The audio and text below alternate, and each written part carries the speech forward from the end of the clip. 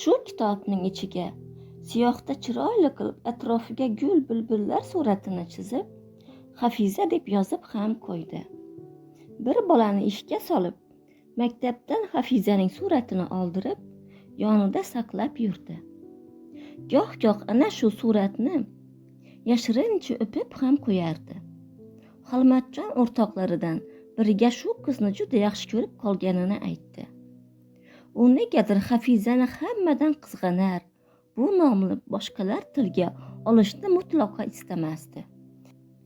Hech narsani tan olmovchi, qizlarni mazax qiluvchi, dunyoda mototsiklu, futboldan aziz narsa yo'q deb yuruvchi bu davangir ba'zan o'zini asir-u zabon bo'lib qolganiga taajjublanardi.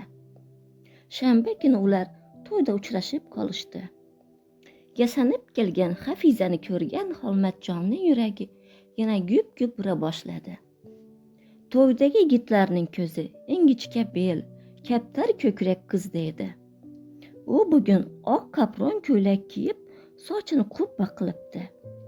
Yurganida ikki kuragi o'rtasidagi qora mayizdek xoli ham ko'ylak ichidan shundoq ko'rinib turardi. Uning bugun nihoyatda kayfi chog', odamlar bilan quyuq omonlashar, zerikmay uzoq so'zlashardi. U Xolmatjon bilan ham uzoqdan bosh qimirlatib omonlashishdi. Qandaydir bir silliq yigit bilan uzoq chaqchaqlashdi. U bilan yonma-yon yurib, Olmazorga kirib ketishdi. Yo'lda u yigit Hafizaning bilagidan ushlagandek ham bo'ldi. Xolmatjonning yuragi qinidan chiqib ketayozdi. U o'zini ko'rsatmay orqama-orqa bog'ga kirdi. Daraxtlar soyasidan ularni kuzatdi. Olifta yigit Hafizaning tortinishiga qaramay, suykalib borayotganday tuyulardi. Xolmat ko'zlarini uqalab, yaxshiroq tikilar, nahotki u shunday. U etigi qo'njidagi pichoqqa qo'l yugurtirar, hoziroq borib, Mahsumchaning ichak chavog'ini ag'darib tashlamoqchi bo'lardi. Ittifoqo To'qsonboy otaning keta turib, "Ey bolam, nima qilib turibsan?" degani ularni ichkariga kirishga majbur qildi. Xolmat lip etib odamlar ichiga kirib ketdi. Hafiza bilan u yigit bitta-bitta yurib, ichkari hovliga kirishdi. Shu kuni to'yda Hafiza yuqorida o'tirib, haligi yigit bilan ryo'mka urishtirib vino ichdi. To'y tarqashiga yaqin, biroz oldinroq u xayrlashib ketdi. Orqama-orqa yurib, yetib olgan Xolmat Hafizani uygacha kuzatib qo'ymoqchi bo'ldi. Yo'lda keta turib, Xolmat o'rtadagi sukutni buzdi. "U kim?" "Institutda birga o'qiganmiz." "Ishonmayman." Hafiza yalt etib Xolmatga bir qaradi-da, indamay ketaverdi. Ular biroz yurgach, Xolmat Hafizaning qo'lidan ushlab bag'riga tortdi. U o'pmoqchi ham bo'ldi. Hafiza Xolmatni ko'kragidan itardi. "Qo'ying, kerak emas." Hafiza Xolmatning quchog'idan sirg'alib chiqib, yo'lda davom etdi. U Xolmatga xayr ham demay uyga kirib ketdi. Xolmat lol bo'lib qoldi. Demak, gumonlari tasdiq. O'sha Olifta bilan yaqin ekan. Xolmat tuni bilan uxlamay shiftga qarab tong ottirdi. Alam va g'azab uni har xil xayollarga chulg'adi. Nahotki shunday ishongan kishisi dunyoda eng yaqin, eng yaxshi ko'rgan inson aynisa. Endi uning uchun dunyoning qizig'i ham qolmadi. Xolmat shu kuni erta bilan hech kimga bildirmay qishloqdan chiqib ketdi.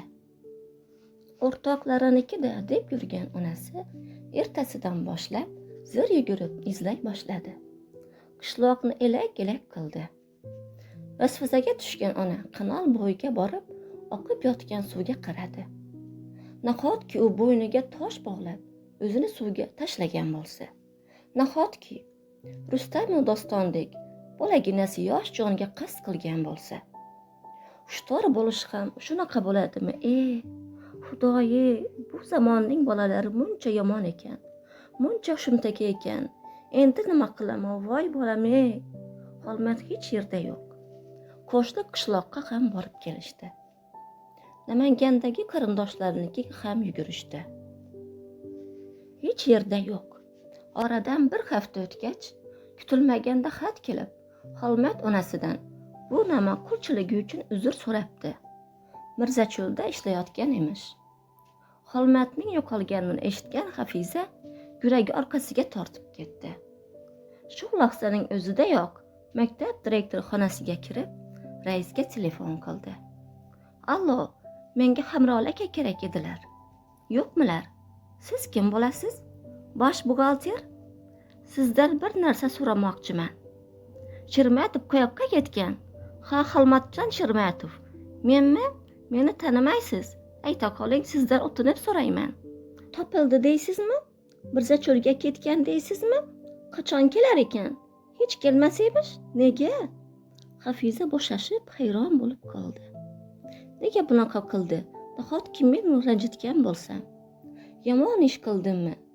Men uni jindek rashkini keltirmoqchi edim. Xato qilib qo'yganga o'xshayman. Rashki juda qattiq ekan. Tamom kechib ketgan endi. Axir men uni yaxshi ko'raman-ku. U nodon nahotki buni tushunmasa. Endi nima qilish kerak? Indamay ketsammikan? Ha, boshqa nima ilojim bor? Uni endi mutlaqo eslamayman. U nodon, chappan yigit. Odam ham shunaqa bo'ladimi? Yana bir necha kun o'tdi. U Xolmatni unutib bormoqchi bo'ldi. Uni eslamaslikka harakat qildi. Padomayish, bir traktorchi uni shuncha iztirobga solsin. U ko'proq kitob o'qidi. Bolalarning daftarini yig'ib kelib, imlosini ko'rdi. Suratli jurnallarni tomosha qildi. Lekin baribir ro'parasida basavlat o'sha yigit paydo bo'la boshladi. Uning qulog'iga Hafiza, men seni yaxshi ko'raman.